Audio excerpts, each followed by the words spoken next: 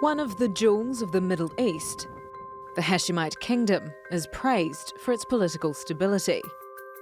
But under the weight of a stagnant economy, the drain on finances by regional conflicts and fresh austerity measures, this jewel could be at risk of cracking. We have to address these issues. We have to empower young people and allow them to get more jobs. Without that, we will have tougher times to face up to in the future. In February, hundreds of Jordanians came out to protest a hike in fuel prices and taxes on commodities. Many calling for the cabinet to resign. The new austerity measures are part of a deal with the International Monetary Fund to grant much-needed loans of $723 million over 3 years in exchange for Jordan reducing its budget deficit. But it's Jordan's already struggling poor and middle class who fear the effects of these new austerity measures the most. I don't think that it will work, and I think it probably may even aggravate the situation further. We have to be growth-oriented, otherwise, we will just continue to grapple with the same problems over and over every year at a bigger scale. Jordan's capital Amman is the most expensive city in the Arab world, but its wages are among the lowest. A recent study by the Phoenix Center found that 58% of Jordanians feel pessimistic about the economy. Unemployment is high at 15%, and for young people, the rate is more than double that.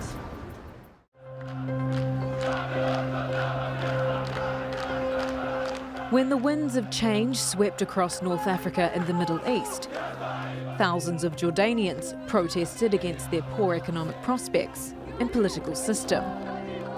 Unlike many of its neighbours, Jordan's unrest during the Arab Spring ended in reform, not a bloody or failed revolution.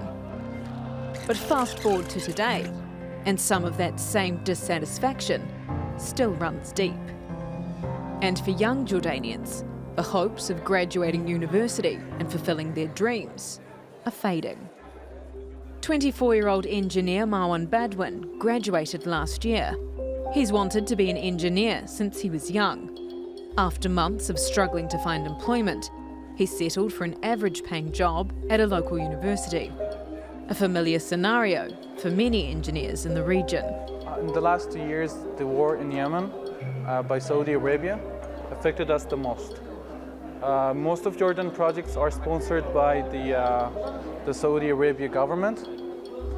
And since the war has started and the new Saudi king with the new policies, everything got a bit worse than before. Marwan says that like him, many of his friends are struggling. They can't find a job, no matter how they look. Like I've seen my friends like that. The dreams start to break down, until like he could accept anything with a desperate life. This is what they become. If things don't start to turn around soon, Marwan says he can't see himself having a future here. Some see political reform as the only way forward for Jordan, moving to a system where the government is appointed by the elected parliament, not the king. I think that if there isn't a political breakthrough and the economic crisis worsens, there'll be a danger that threatens Jordan and the region. What happened in Syria, what happened in Iraq, in Libya, Yemen, this is a deep lesson for all of us, because protest couldn't find an alternative. It led to a situation worse than before.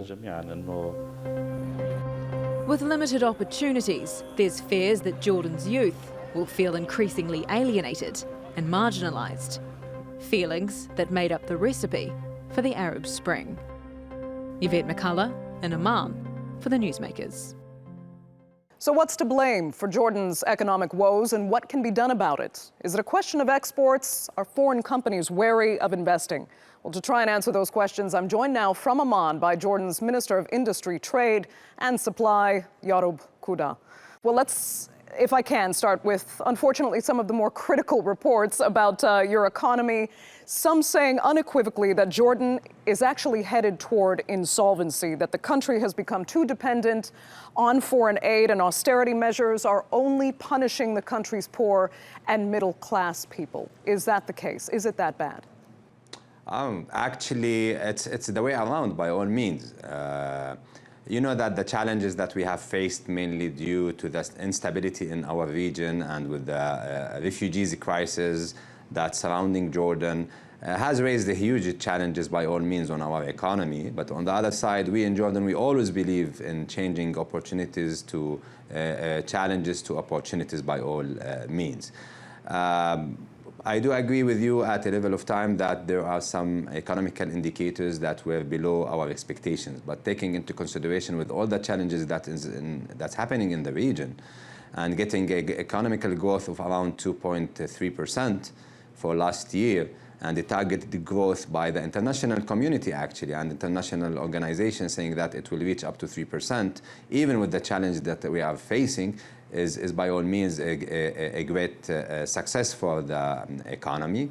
Even with the exports, with the highly limitations and the blocks of borders to the northern borders of Jordan with Syria, to the eastern borders with Iraq, and even though all the drop in exports that we're talking about is less than 8%. So it's by itself, it means that the Jordanian economy is very dynamic and very able to overcome the different challenges that have been facing over the last 4 years. On the other side, by having more than 1.7 million Syrian refugees in our country, with another million refugees from different nationalities, that contributes around 30% or 35% of our population. By all means, is creating a challenge by itself. Indeed. On the other side, the country by itself, when we're talking about the GDP growth, when we're talking about the export diversification at the same time to non-traditional markets, that being able to pick up exports is by itself clear that the Jordanian economy is a very strong one and is growing according to expectations. Okay, but you are aware that many Jordanians, some of whom have actually taken to the streets, we've seen some pictures on our screen there, complain that they are being asked to dig deeper into their pockets, and if that more were done to tackle corruption, they wouldn't have to be struggling. Sure. Just to make it very clear, and as a country, we're taking a strategic direction and strategic decision towards the resilience of our economy. You have just mentioned in your report or in your statement that we depend heavily in the past on the foreign aid. And we believe now it's about time to start building our economy on a very solid base, regardless the foreign aid that's coming from different countries and different international organizations. And accordingly, we have taken a financial reform that we believe it will put the Jordanian economy on the track that it will be as expected within the coming 5 years. I do agree with you that the challenge of the debt-to-equity ratio is higher than expected. On the other side, this is why we had to take some actions toward the resilience and the growth of our economy. But in those actions, actually, one of the most important aspects to focus on is mainly that it didn't touch the mid-low level income segments of the population. Most of, as an example, food products were not affected by any way with the increase of taxes in specific. And at the same time, we were going into more liberalized economy in order to attract more foreign direct investments and to create a more conducive business environment by the different legislations that I would like to talk more about, if you don't mind, within our interview. Okay. Now, saying that we're going deeper into the pockets of our citizens, I would say, if you're saying that the mid-low income population were not affected either by income tax, either by sales tax, most of the commodities that being used by such segments have not been affected, I would say that it's the way around, that we try to protect that segment as much as we can. The income tax law, you need to know that 92% of the Jordanian population are not paying income tax. As an example, 80% of the food commodities were not affected by any increase of taxes. There definitely are some strengths in the economy. We accept that, and I'm glad you're optimistic, but I'd like to read a statement from King Abdullah himself. He said recently, there is a lot of unemployment, and that could lead to radicalization. That is what has kept me up for the past 5 or 6 years. The economy, not the politics or the military or security situation. I am trying to grow the economy and look after my people. Do you share his concerns? Or do you think the situation is better than he's letting on in that statement?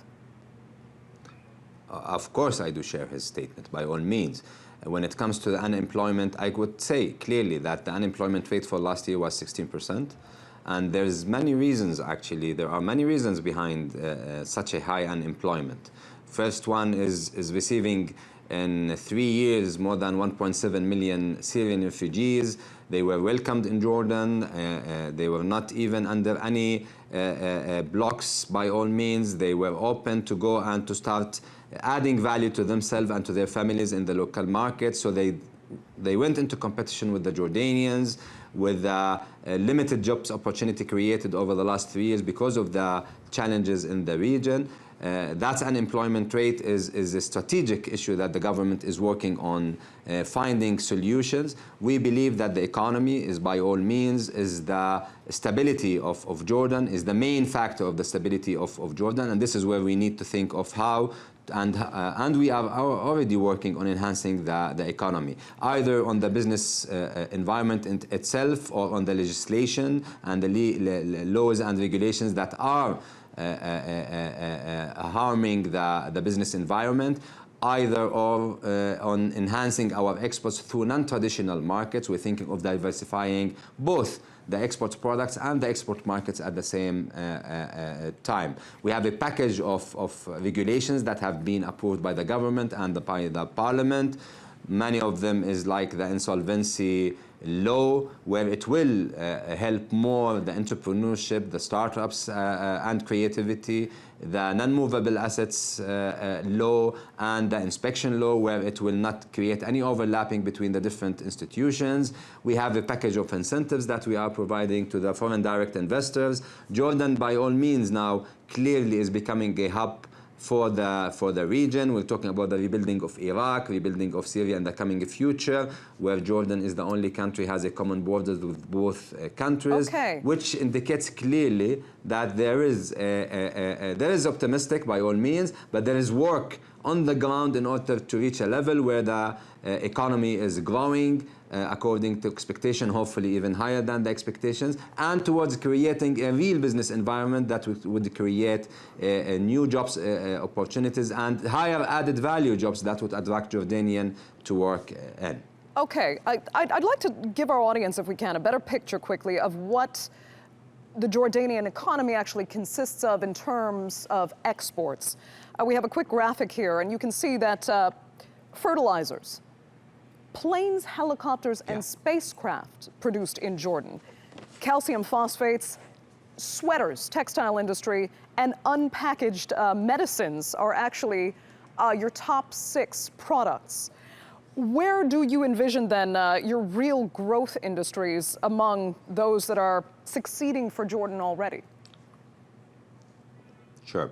When we talk about the industry, we talk about the exports of products, because I would like also to emphasize the importance of the exports of services at the same time. We believe we are a very dynamic, diversified economy as a Jordan. The industrial sector or the manufacturing sector is one of the most important sectors that we contribute to the economy. It contributes around 22% of the GDP. And in that regard, we're trying to make sure that most of the industry that we have is a higher added value, which means that it has a higher impact on the economy, and at the same time it has a higher competitiveness edge at the same time. Part of that is the pharmaceutical industry in Jordan. Jordan is becoming now the hub for the Arab world and for the region when it comes to the exports of pharmaceutical. We're exporting more than $500 million yearly of pharmaceutical products. Many of the success stories in that regard were achieved by all means. We could say that even in the pharmaceutical industry, we'll start expanding out of Jordan by establishing manufacturing facilities in Europe, in the United States, and in the Arab world.